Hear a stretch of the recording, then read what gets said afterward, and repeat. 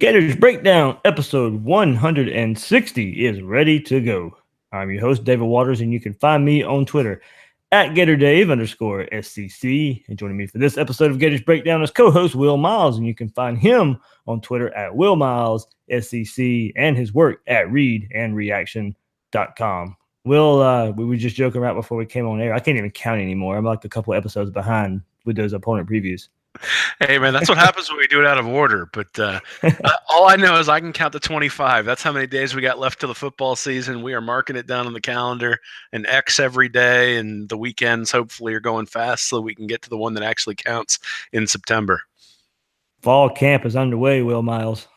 Hey, man, actual football to talk about. We don't have to talk about, well, maybe we'll still, but we don't have to talk about recruiting exclusively.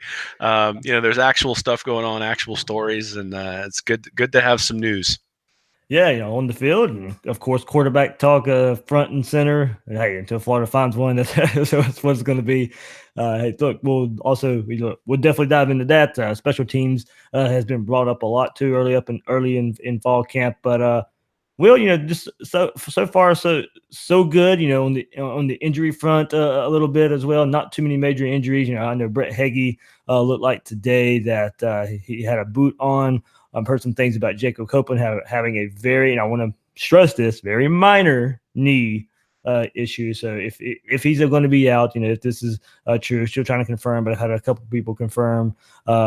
Going through and asking it. It's just a minor knee thing going on right now. May miss a couple weeks, but so far so good as the Gators at the practice field. Yeah, nothing major. I mean, nothing like last year, certainly with with the suspensions and all the suspense around that and trying to figure out what was happening. And certainly camp isn't really ramping up to a game like Michigan like it was last year. It's ramping up to a game that for all intents and purposes should amount to being sort of a preseason game. And, so I think that the urgency, hopefully, in camp is there because of a new coach, but doesn't have to be quite as spot on just because of who the opponent is. Yeah, so thanks for Craig Hires and Shane Pittman for sharing their stuff with Copeland out there on that. So we talked about a little bit on social media out there on Twitter, but hopefully all good, and he'll be back on the field really, really soon for the Gators. So before we dive in, remember you can find all your Gators Breakdown episodes on news4jax.com/Gators Breakdown. There you find all the Gators Breakdown episodes as well as articles from the News for Jax sports team. That's news4jax.com/Gators Breakdown. Hey, look, you also find all these opponent previews we've been doing. The last one, Mississippi State, that was a good one where we previewed Dan Mullen's former team. And coming up this week, you can get Will Miles Love Fest for LSU. So remember you can, go ahead, Will. I'm looking forward to Miami. I'll tell you that much. I don't like the Hurricanes, and I definitely have a vested interest. So. And also, you can remember you can find the podcast on iTunes, Google Play, and YouTube if you want the video version there. Hey, we're using those services. Please share, rate, review the show. Let Gator Nation know what they're getting with Gators Breakdown. A couple of reviews left on the last couple of days on Apple iTunes, so thanks for those rave reviews there. We really, really do appreciate it. And on social media, follow Gators Breakdown on Twitter and Facebook at Gators Breakdown. So Will, of course, did mention quarterbacks front and center for Dan Mullen as he addresses the media, and he says he's seeing some flashes, but not the consistency right now. One of the things that they have to learn is how much time that they have to put in terms of extra work to get really good. And look, we heard that all offseason and the spring tour. After the spring game, Mullen was how much work are these guys going to put in to the start of fall camp? So, he goes on to say, once you get one thing, you have to work on all the nuances to build off of that. And he goes, we'll do one thing really well, and the next play, well, quote, well, that looks really bad. So, he went on to say that the quarterbacks need to manage the consistency, not just their position, but the whole offense. And, there's not enough urgency getting the ball snapped. They're not controlling how quickly they push the defense, not using their cadence to uncover what the defense is doing. So I think this is one of the toughest aspects. I put this out on Twitter yesterday, that Mullen's going to have to coach out of the quarterbacks, and especially Franks and Trask. The offense under the previous staff was so slow, maybe even so complicated that the offense had no rhythm. And now for Emory Jones, I think it's just more adjusting to the college game. But for the quarterbacks that we think are in the lead for starting, this is the point where Mullen has his work cut out for him in getting these guys transitioned and kind of unlearning what they already know as far as being a college quarterback. Sure. Well, I mean, we talked about it last year after some of the games where it was always on one. There was no cadence, especially on the road. It was there was no attempt to draw the defense off sides. There was no attempt to try to confuse the defense, to get the defense to give away what it was going to be doing, pre-snap. And so in that case, you sort of put the quarterback at a disadvantage. And so if Mullen's teaching those little intricacies, that's great to hear and great to see. And I think that's a positive thing and sort of indicates maybe the level of coaching that these guys are getting this year. But yeah, there's going to be, a learning curve. We all knew that. I think the question becomes, he's been talking about the learning curve now for an extended period of time. At some point, the learning has to stop. Or at least the massive learning has to stop, because we saw a lot of, hey, there's a good play, hey, there's a bad play last year, and you can't do that. You only got 3 downs, and then you got to punt the ball away. And so if you throw one away, and if you throw a play away because you haven't done the right thing, that makes the offense stagnant. And so we'll see what he can do with the quarterbacks he's got right now, and certainly I think we're all excited to see what he can do. With anybody that he starts. But I don't know necessarily that Jones is at a disadvantage. I think they're just all sort of starting from square one.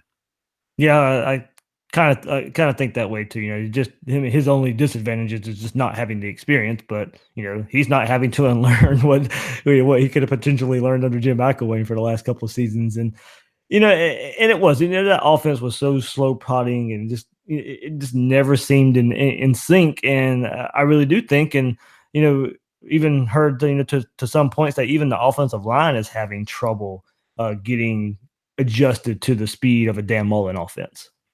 Yeah, that's sort of a sad commentary on the offense from last year, the last 3 years, I suppose.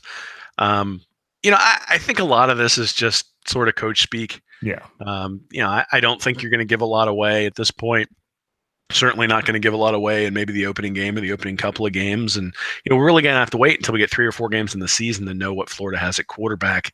I'm reminded of a couple of years ago when it was Greer and Treon Harris who were fighting for the starting position, and Harris actually started the first game, but it was pretty clear that Greer was the better player. And still, it took quite a while for them to make that switch. And, the same thing happened a couple of years ago at Mississippi State, where Mullen had Fitzgerald and some other guys fighting for the starting quarterback spot. And Fitzgerald did not start the first game of the year against South Alabama, which probably in hindsight was a bad decision because Mississippi State didn't beat South Alabama. So hopefully that's not what happens this year. But, yeah, I don't know that we can read too much into what Mullen's saying. Like you said, it's the same stuff he's been saying during his publicity tour the whole time. He's not going to give up, oh, yeah, I've got one quarterback and the other 2 are trash. He's not going to say that. It's not true either, but he's not going to say it. He's not going to say, oh, this guy pulled ahead and give everybody a month to prepare. It's just not the way he's going to operate. Yeah, and we even heard from Mullen throughout the spring and stuff. Like, look, he was throwing so much at him in the spring and then kind of dialed back during the fall and find out what they do well and then and work on that. So, but Wilma, I think my big bugaboo and it, and I've said it for a couple seasons now, is hopefully name one pretty soon so they're not splitting the reps all the way up into that first game. I mean, I guess because we've also been saying that they need to have a package for Emory Jones and they need to have a Wildcat package for Kadarius Toney. It's going to take time to install all that stuff, and so certainly I think Jones is going to get some reps with the first team anyway. There's some, the fact that you don't burn his red shirt if you give him 4 games, and how are you going to operate that within the framework of the season, not only for him, but for the other guys who are true freshmen. Those sorts of questions, I think, dictate who's going to get the snaps and when. Clinton, or not Clinton Portis. Josh Portis was a good player, but he wasn't transcendent, so he didn't get a whole lot of snaps that first year with Chris Leak. If you look at Tim Tebow, though, obviously they brought him as a true freshman and had him supplement what they were doing, and I think the same thing could probably apply to Emory Jones here. Yeah, will now, and I think the big part of Monday, Mullen met with the media on Monday, and we're recording this on Tuesday night, and a lot of fans are still talking about there was a block of the media portion where Mullen had some things to say about how to be a big time quarterback and the timeline associated with that. So I'll start with the quote. I mean, to be a big time quarterback, I don't think they even think they know how hard that is. They should understand it. They should understand it by hopefully next summer. I was hoping maybe with just one of them it would really click, but I didn't see that happen. But that doesn't shock me. It might not even be next summer. It might be the summer after that. A lot of guys, it takes 2 or 3 years of really working. They work one summer and realize, boy, I wasn't close. They work the next summer and they think they've really got it, and then they come out and they're like, I worked a lot harder. I thought I'd be ready, but I should be even further ahead than this. A lot of times as they get older, it really clicks. Well, so I think the big question was, and that came really from a Twitter question from Amos Gainey. He asked us on Twitter, do you guys think this was coach speak by Mullen expressing his disappointment on where the quarterbacks are? I think he was being honest personally. I think we better hope it's coach speak. So K Goodman at K Goodman 1986 sent me two tweets or two descriptions of something that Mullen had said. And he said, I don't think anybody clinched the job. I don't think anybody put themselves out of consideration for the job. And then you go to what he said, at Mississippi State, it's sorting itself out. To this day, no one has jumped up and separated himself to be the good, to be the guy. So, in the past, he said very, very similar things when he had quarterback battles. Of course, again, if we go back to that year, he didn't start Nick Fitzgerald against South Alabama. So maybe it is where it is. The problem with it is that Florida really needs at least good quarterback play in order to compete with some of the big boys in conference, and to compete with Florida State and to compete with Alabama if they end up in that place. I wrote an article maybe 3-4 weeks ago talking about the quarterback play that could offset some of the recruiting shortfalls that we're seeing, and they're going to need good quarterback play. That's just the long and short of it. You can't get by with a game manager and expect to compete for championships. You just can't. And so maybe, the expectation is that the championships are going to come 2 or 3 years down the road when he's got his guy who's locked in, who's become a big time elite player. If that's the case, that's fine. But I don't know. I think all of us would at least like to see good quarterback play over the next couple of years. I think for the most part, it was honesty, and that's not really to say that's a problem right now. We're only a few practices in the fall camp. The guys have only been through a spring. They're learning a completely new offense. It's going to take some time. I expect these issues and consistency right now, especially with the quarterbacks I saw on the roster right now. I do expect right now that consistency issue to be there. And I don't think Franks and Trask are going to be these transcendent players, and Emory Jones is still a true freshman. So this is going to take some time, but I also think this is partly a motivational tactic, and that it's not going to be easy, and you're going to have to put in the work to be a big time quarterback. So I think there could have been some mixed messages here. Yeah, I don't know. I think if your quarterback's listening to the press, you got some issues. I mean, that's the reality. Like, if he's not hearing it in practice and he's not responding in practice, you got bigger issues than whatever the coach is saying in the to the media. And we know that some of the quarterbacks in the past have had rabbit ears and have heard some stuff, and that's fine, but that's not acceptable. You can't be conscious of that criticism, because once you throw an interception, you got to be able to go out there and let it fly again. And, I guess that could be maybe the only thing here, is where he's trying to teach people not to listen to what's in the media. But if you're listening to the media and you're not listening to your coach during practice, that's an issue. He should just be able to say, hey, this is like, you're going to have to work hard. And they take that at face value, as opposed to having to say it to the media. Well, you know what I love more than analyzing a game? Analyzing quotes. 25 days, Dave. 25 days. So that is part of it, guys. Hey, girls out there listening, it's the off season still. Until we have some games to talk about, this is kind of just how it's going to go. So, and Twitter follower and listener Tarpon21, he brought up a really good point, and this could make some fans feel better about these quotes if they felt discouraged. And he says, as long as Mullen isn't too surprised by it, he did have Burrow and another quarterback available for transfer had he felt this way in the spring. So, I can take this as Dan Mullen knew what he had coming out of spring ball, decided not to bring in another quarterback. So it can be said that he must have seen enough from the group to feel somewhat comfortable moving forward. Sure. I mean, I think he very forcefully said he wasn't going to go after graduate transfers when Burrow came available, and so the fact that he didn't do that does imply that he had some comfort with who was in that room, or he has supreme confidence in his ability to turn things around. We talked in the Mississippi State preview. We talked a little bit about Moorhead's offense fitting the quarterbacks, and that if he wants to throw more with Fitzgerald, that's probably not the best course of action. I think the same thing applies when it comes to Florida, where running the quarterback has been the strength in a lot of Mullen's offenses, particularly his good ones. Is that really going to work for some of the quarterbacks he's got in the room? I think that's the question most people have is, he's talked a lot about adjusting to what the quarterback does well. I think we're curious to see what does that actually mean for each of these quarterbacks.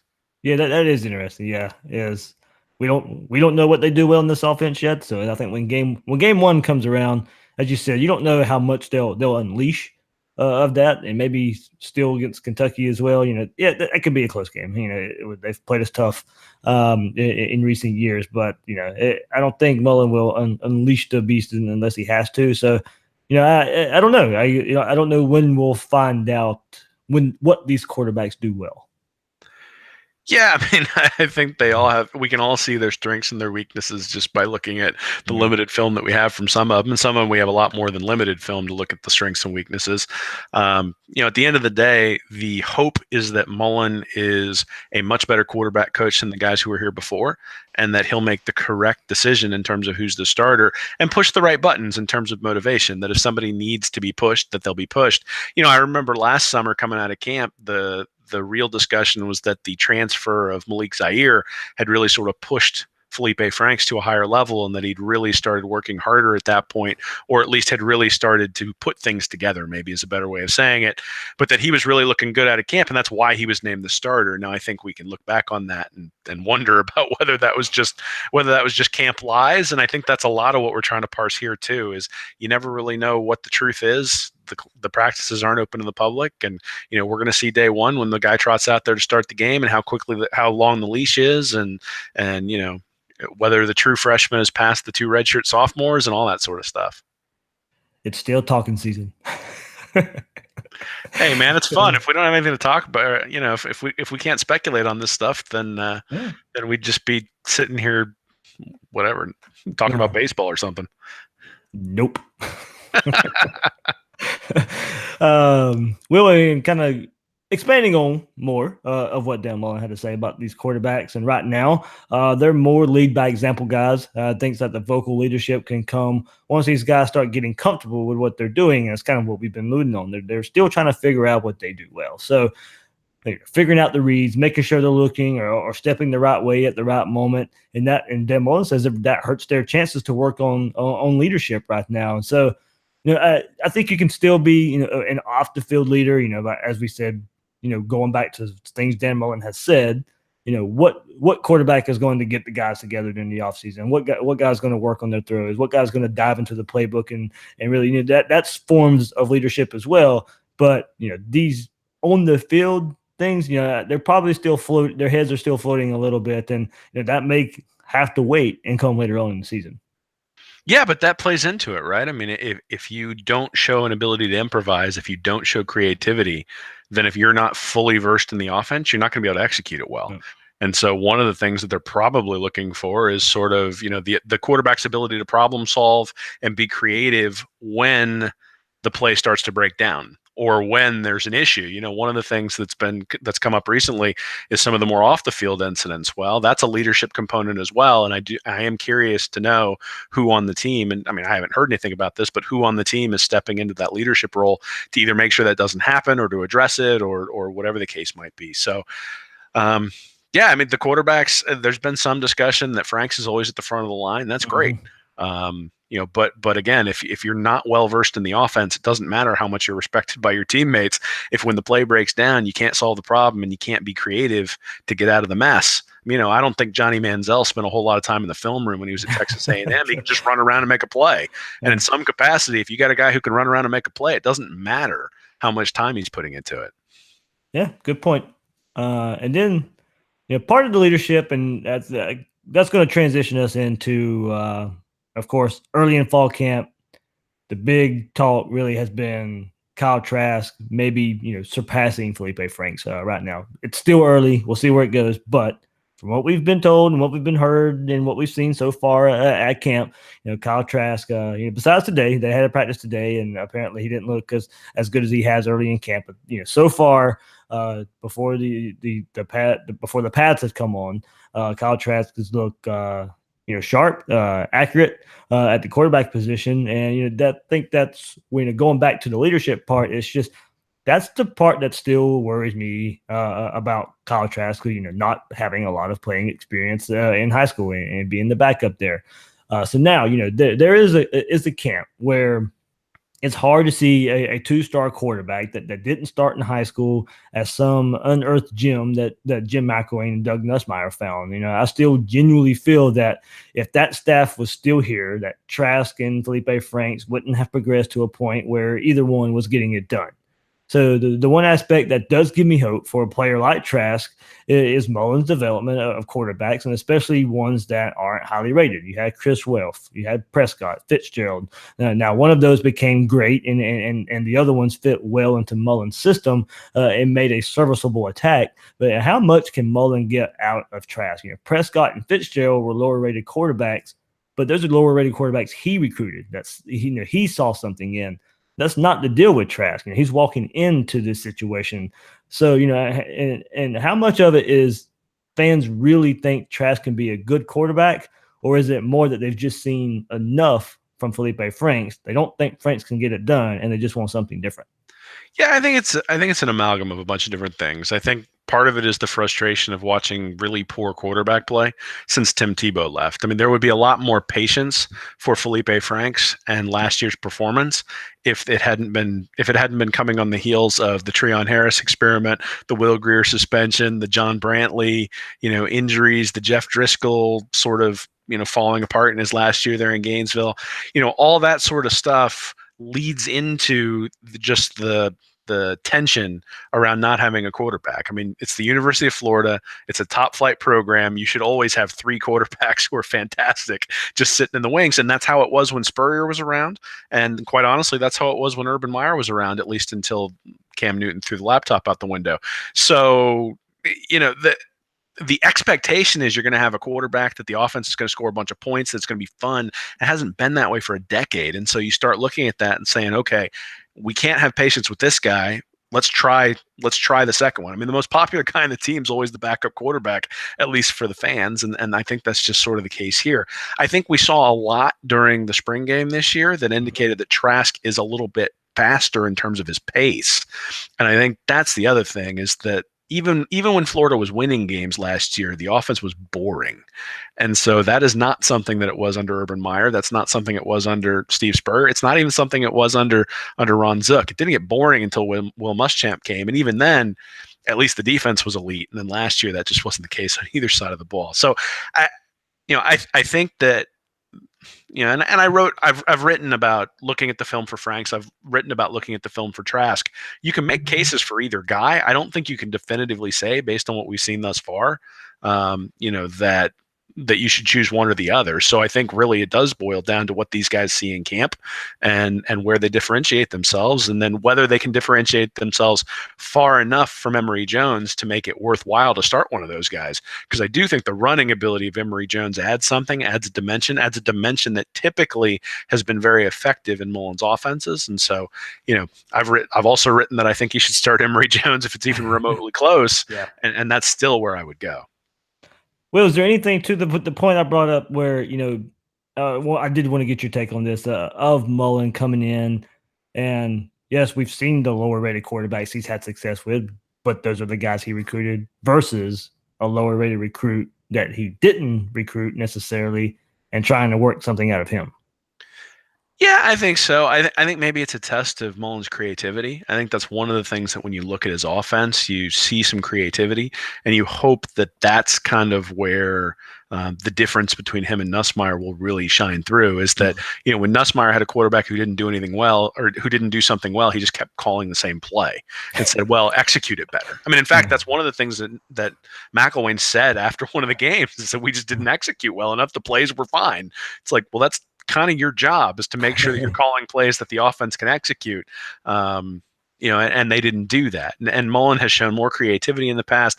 We talked a little bit, maybe a couple of months ago, about potentially seeing Trask as like Oklahoma's version of the Belldozer. When they had Blake Bell and having him down in the red zone to run and things like that. Again, can you get creative with these guys?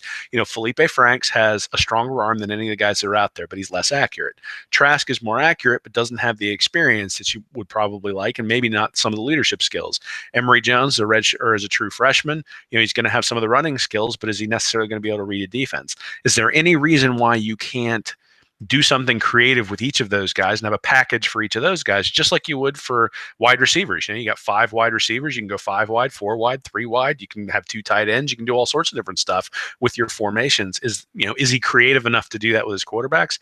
I don't know. Now, you obviously wouldn't like that because he would have guys taking first team reps the whole way through the camp doing that. And I do think there's something to having one guy at quarterback, and the old adage that if you've got 2 guys at quarterback, you've really got none.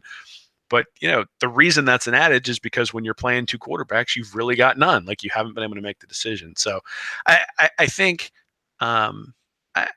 I think the development piece is a little bit overrated, just from the standpoint of Mullen saw something in Prescott and he saw something in Fitzgerald that he said, he's going to fit my offense. Mm-hmm. And that's where I think maybe you sit there and say, well, did he really develop the guy, or did he just identify skills that fit within his offense? And that's where I'd be a little bit concerned, because these aren't guys he's identified with skills that fit his offense, except for Emory Jones. Yeah, good point. And to that point, as far as I did mention, Trask having trouble throwing the ball at the last scrimmage, but in the open portion there, the Gators did this drill where they had, I believe, 3 offensive linemen, 3 defensive linemen, and somebody carrying the ball. And apparently Trask did pretty well in that drill, where he could make about, he could get past the defenders, he could carry the ball, much like we know a Dan Mullen quarterback has to do, and get something out of it. Yeah, I'll be honest, I'm not sure any of this matters until there's a real pass rush. Yeah. I mean, he hasn't played a game since middle school that counted where the team wasn't up by 50 points. Until you get a helmet in the back, you just don't know. And I mean, it's the same thing with Franks. I mean, Franks could look great in practice. No one's going to trust him until he goes out or no fan is going to trust him until he goes out in the game and executes with a pass rush in his face, because we saw how he acted last year when there was a pass rush in his face. And, again, was that a breakdown in him? Was that a breakdown in the offensive line? I think there were breakdowns all over the place last year. And so it doesn't all fall on Franks, but we're not going to know till the bullets start flying. Same thing with all these guys. And so we can parse the scrimmages, and obviously that's something we're going to talk about. But I mean, until those guys are live, I don't know that makes a difference. Yep, there we go. So pretty much all the quarterback talk there. Will, anything else from quarterback or what Mullen said in the last couple of days? No, man. Like I said, I just hope I hope he's wrong in terms of it taking 2 or 3 years to develop a good quarterback. That's all I can say. All right, then moving on to the other part of fall camp that's kind of been at the forefront so far is the special teams. And Will, I know you harped on this a lot right after Dan Mullen was hired of having a coach that we know would invest in special teams and make a difference there. So quote from Mullen: "We're going to invest a lot of time on special teams. We're going to make sure everyone in the program is invested in special teams. Every player understands the importance of it. And that's a phase we want to try to be really strong at, is our special team phases." And they really focus on the fundamentals of special teams in practice. And, once again, invest a lot of time in special teams. And you can see that, that should be music to Florida fans' ears. There are pump block drills, kickoff blocking drills to start practices. You have starters and the best athletes on the team being involved in special teams. And, go back to Urban Meyer days, it was a badge of honor to play on the special teams. Yeah, absolutely. And I mean, if you look back, just if you look at kickoff returns, I mean, I went back to 2009 and looked at kickoff returns, and you look at the guy who had the most kickoff returns every year. In 2009, it was Brandon James. He averaged 26.1 yards per return. DeBose averaged 28 in 2010. 26.1 in 2011, 28.3 in 2012. So under Urban Meyer and in that Will Muschamp era at the beginning, at least, the special teams were really starting to play a role. You look at, but in 2015, Brandon Powell was the leading returner, 21.3, so 5 or 6 yards less per kickoff return than they were getting previously, and that makes a difference. Same thing in 2016, it was 21.8. In 2017, Darius Lemons at 22.5. That just really starts to make a difference over the long haul. 5 or 6 yards cost you points. And they lost a couple of games last year by 1 or 2 points, where if they'd been able to pop one kickoff return or one punt return, all of a sudden it's a completely different game. And they just didn't do that. And part of it was they didn't have, at least it didn't feel like they always had their best guys back on the returns. I think Kadarius Toney has been back there catching punts and catching kickoffs this year. Certainly Lemons is probably going to be back there, and some other guys who are highly skilled guys. And that was the thing you always saw with Meyer's teams, is he always had the starters out there on special teams. The block punts were coming from, Janoris Jenkins. It wasn't coming from a third string DB. Chris Rainey out there, yeah. Yeah, and part of the reason that they're successful is because they're good players. But this is where the math nerd in me really gets excited, because you can start looking at field position. There are actually sources out there where you can look at expected points versus field position. Mm-hmm. And so if you start at your own 20, the expected points are like 0.3. If you get out to the 30, the expected points go up to 1. If you get out to the 50, the expected points go up to 2. So if you can get a guy who brings the ball out to the 40 every time, let's say you get 4 kickoffs in a game, you've just put 4 points on your ledger just by being able to get that extra 10 yards or the extra 20 yards. I think that's a huge difference. It's hidden yardage that your offense doesn't have to get. It takes the pressure off of the offense. You get some field goals you maybe wouldn't have gotten otherwise, because when your drive stalls, it stalls at the opponent's 25 rather than the opponent's 35. It makes a difference over an entire season. And it's not something that's been emphasized thus far. Yeah, you probably, besides, past the Urban Meyer time, you can't really have to go back to really Antonio Callaway, besides when the last time, a starter was a consistent threat on special teams. Yeah, well, and even that, he had a really good year his freshman year, and then the sophomore year really took a step back, and was catching punts inside the 5 and all sorts of stuff. So inconsistency, and I think that's, we talked about this with the quarterbacks in terms of their need to be consistent. I think the same thing applies to special teams. They need to be consistent. Like, I think a good expectation or a fair expectation for Florida this year is not to have an elite offense or an elite defense. I think a fair expectation is that they have a consistent offense and a consistent defense. And last year on defense, that game against Texas A&M was a great example where the defense played really, really well, except for about 5 plays where they got gashed for 40 yards on each of them. And, you sit there and go, how did they complete 5 passes and score 19 points? Like, how did that happen? And they only ran for like 80 yards or something. It's like, how did they score it all? And it's because they had those big plays that pushed things down the field. And so that lack of consistency on the defense is what cost the team. Same thing on offense, right? You get the 3rd down and 1, you can't get the push, and you got to punt rather than being able to convert that into a 1st down and move it down the field. Or you've got a guy open on 3rd down and you airmail him, and so now all of a sudden you got to punt. So I think really special teams is the same thing. I think putting an emphasis on it. I think it's not necessarily just going to show up in punt blocks. They may not have 7 more punt blocks this year than they had last year, but they will have punters who shank it because they know they might come after it. They'll have punters who try to get it out quicker and so have lower net yardage. Again, every 5 yards makes a difference. And so to be able to pick that up is going to be important this year, because they're not going to just be able to out-talent everybody. And Bill Sykes, our contributor here, on Gators Breakdown every now and then. And first of all, he had a tweet before we started the show. He says, "Have a good show, Tay-Bang." So way to go, Bill. But his tweet about special teams that I told him I was going to share here on the podcast is over the past 5 seasons, Florida special teams have blocked an average of 1.2 kicks and punts combined annually. So 1.2 kicks and punts. During that same period, Dan Mullen special teams at Mississippi State blocked 4.2 a year. So that's a difference of 3 there of block kicks and punts. And hey, look, if you're in a close SEC game, these little plays will, as you're mentioning, could be the difference in wins or losses, especially with an offense that's still maybe trying to find its way throughout the season, as you mentioned, get better field position, it's easier to score, or get points off of a punt return or a punt block, and you don't have to score as many points on offense. All this stuff works together. Yeah, well, I mean, if you think about it, we were talking about our favorite moments on a podcast a couple of weeks ago, and one of the things that got brought up in the conversation was the fake punt against Arkansas in the SEC championship game. That's a special teams play. It completely flipped the game. And so, does Florida still win that game without calling a fake punt in its own territory?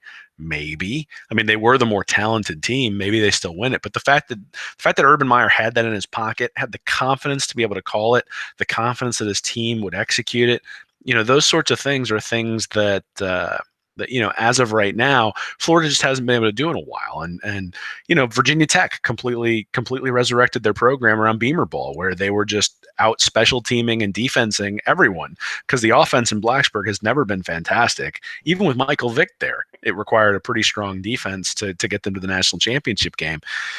And so you can build programs like that. And so one of the ways to overcome a talent differential is to start making plays on special teams. And the team that wins the turnover battle almost always wins the game. In most games where the teams are relatively closely matched, and a block kick, a block punt, I mean, those are turnover essentially. And so, yeah, it makes a huge difference. I'm glad to see he's emphasizing it. Yeah, it'd be a welcome change there in the swamp. When special teams and that's a fun part of the game too. Plays like that are fun. It'd be as part of bringing the fun back to the swamp. So we'll kind of a weird transition into talking about fun there, but we can't go out without discussing what's going on at Ohio State and Urban Meyer. And you wrote a pretty powerful article, released it last week, not too long after the news broke about the domestic violence and everything surrounding Urban Meyer. And your article was titled, "Urban Meyer is a Symptom of the Real Problem of Domestic Violence." As I said, you released that last week on your site, readingreaction.com.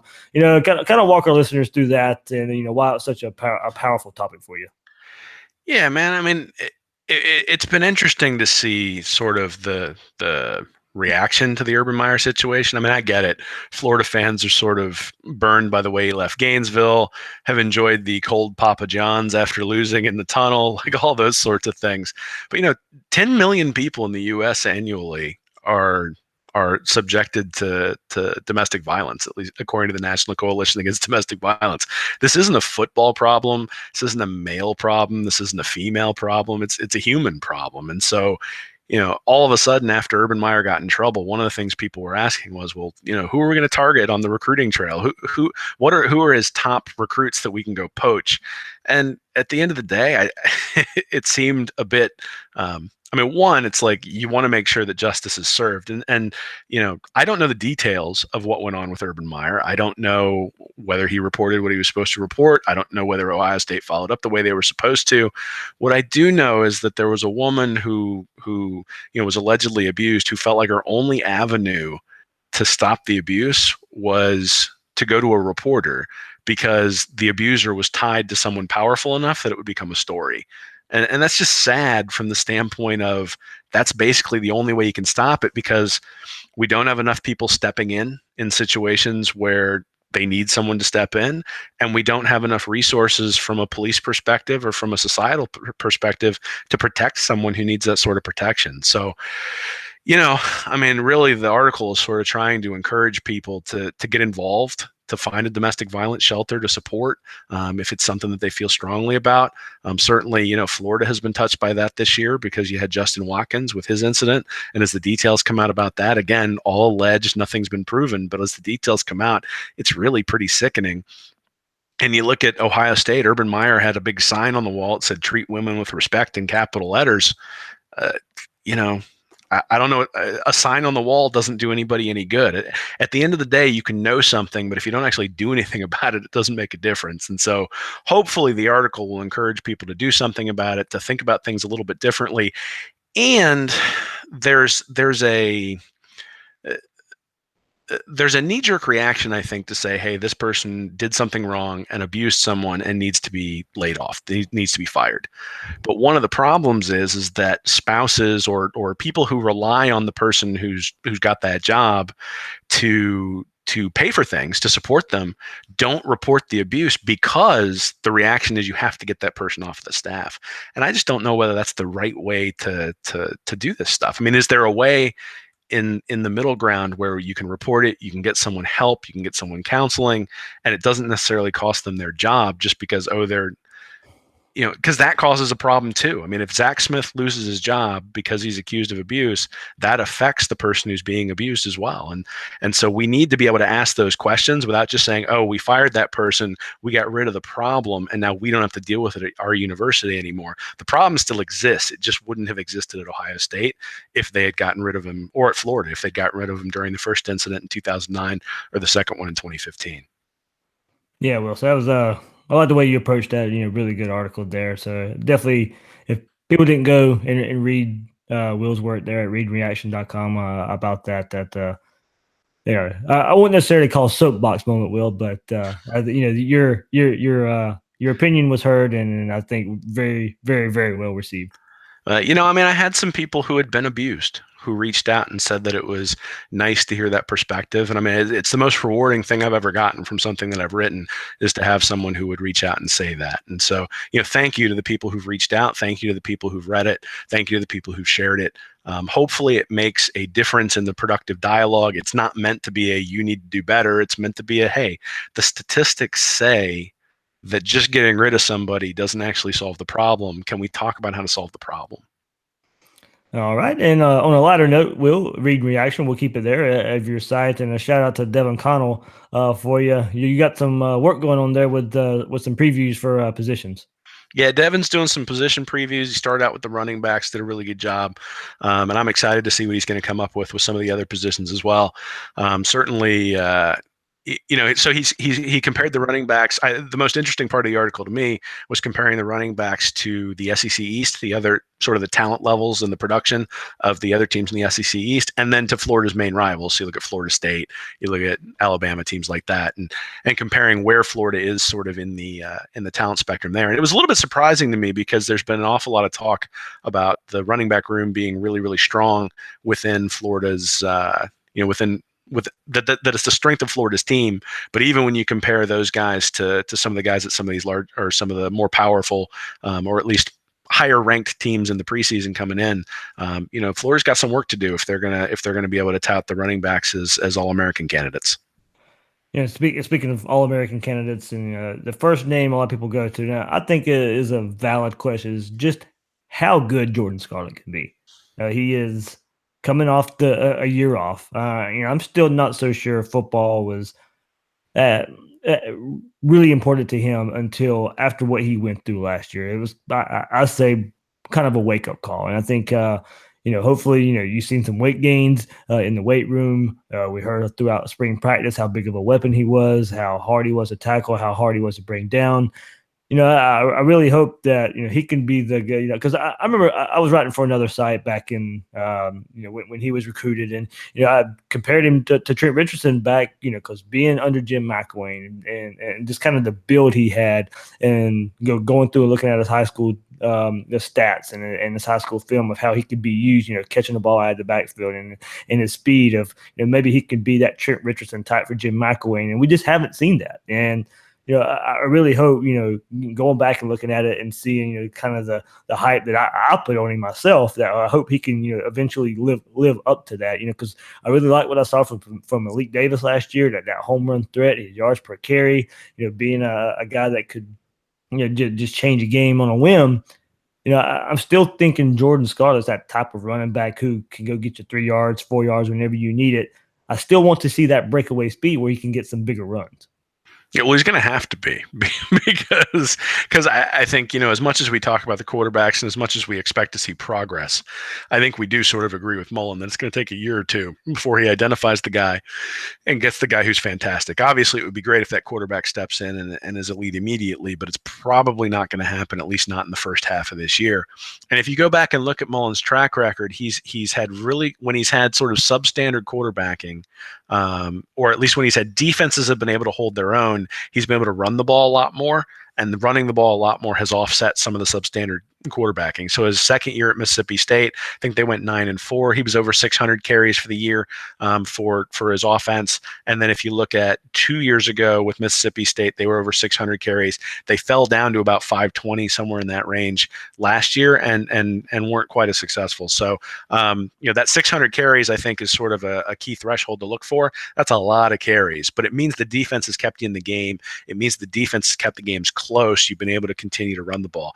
I mean, obviously, if you fall behind 28-0, you can't run the ball that much, and so you're not going to hit that mark. And so I think Scarlett's going to be a huge part of that. I think, obviously coming out of high school, he was very highly touted, high level 4-star guy. And then you got to look at the offense that he was playing in. I mean, the offense in general was pretty broken while Nussmeier was here. And so he only averaged 5 yards a carry in the time that he's had thus far. But, again, is that the offense? Is that the lack of quarterback play? Is it a lack of ability on his part? I mean, it's probably in some capacity, you talked about attention and making football a priority. It's probably some of that. It's probably also some of who the quarterback was. It's probably also some of the offense and the offensive line. And this is where I think Hevesy really has to make a difference as a coach, is if that offensive line can get a yard or two push, well, all of a sudden now you can get that running start, and 4 and 5 yards turns into 15 turns into 25, and that sort of stuff. So Scarlett has some ability. We saw it against LSU. We saw it against we've seen it in a few different places. Same thing with Malik Davis. I think they're different runners, which I think bodes well for their usage throughout the season. It's not like you just pull out Scarlett and put in Davis and you get the exact same runner. They're going to be very, very different.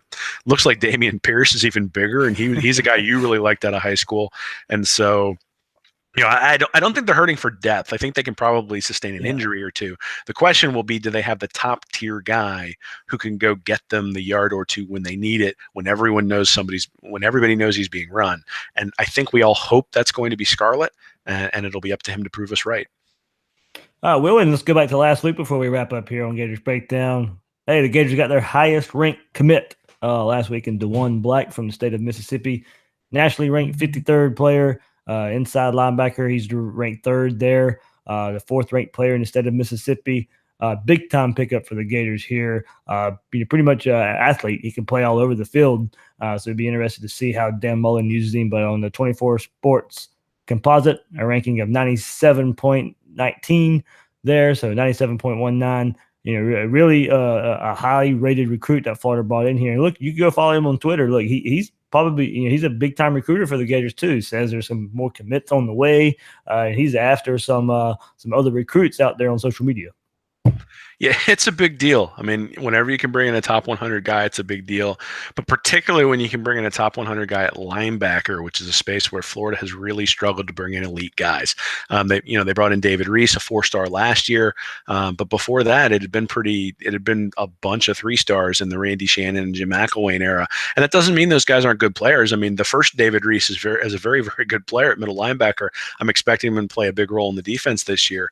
But I mean, there's a difference between a guy who's a borderline 4/5-star guy, top 50 player, and a guy who's rated 350th. There just is, in terms of athletic ability, in terms of ceiling, and I think that's a big deal. It also indicates that Friday Night Lights had some success, that he was able to sell his vision to some people on Friday Night Lights. Certainly, we hope we'll see some more fruit from that as the summer wears on and maybe into the season, and we'll see. I mean. It's a fantastic pickup. It's fantastic for a lot of different reasons. Top 100 guy, inside linebacker, all those sorts of things are important. But hopefully it sort of starts a cascade and we start seeing the blue chips fall. Yeah, well, and just kind of going back and watching, he could be used all over the field. He's going to be recruited as an inside linebacker because that's kind of where he's transitioning to now. But 6'3" and a half, 219 pounds. But you go back to his stats last year, he was all over the field. 16 passes for 304 yards, 4 touchdowns on the ground, had 60 more yards on just 6 carries. So, 10 yards a carry there as a playmaker on that side of the ball. On defense, 83 tackles, 3 interceptions, 2 sacks. He's versatile playmaker. Yeah, well, and all the reports out of Friday Night Lights were that he was one of the stars, right? Is that he was one of the guys who was really showing some athletic ability, really sort of popped when he was on the field, and Yeah, I mean, those statistics sort of back that up. I mean, again, I think you bring in high level guys, you're going to be pleased, and some guys pan out, some guys don't, which is why you want to bring in more of them. But the closer you get to that top tier, the more often they pan out, and all indications are this guy's going to be a good one. All right, Will. Anything else before we sign off on this one? Nah, I'm just happy to see he's recruiting too. He's going pretty hard after some other people, talking about some of the commits that will be coming, and hopefully he knows something that some of us don't, and and we'll see those dominoes fall. But glad to have him as a Gator. All right, good episode, Will. Man, we knocked our first episode of fall camp out of the park. Hey man, like I said, 25 days. I'm chomping at the bit. My wife is probably counting down and in dread just because of the amount of time I'll be spending in front of the television on Saturdays. But it'll be cold here soon enough, so we won't go outside anyway. So there we go. All right. Silver lightings. All right, guys. Go out there, like I said, newsforjacks.com/Gators Breakdown. That's where you can get the latest episodes of Gators Breakdown and check out all those opponent previews that we have coming out the next few weeks. Like I said, Mississippi State earlier this week, LSU later this week. Two of the bigger opponents on the Florida schedule there. You can find Will Miles on Twitter at WillMilesSEC and his work, again, at readandreaction.com. I'm your host of Gators Breakdown, David Waters, and you can find me on Twitter at GatorDave_SEC. Guys and girls out there, thanks for listening to this episode of Gators Breakdown.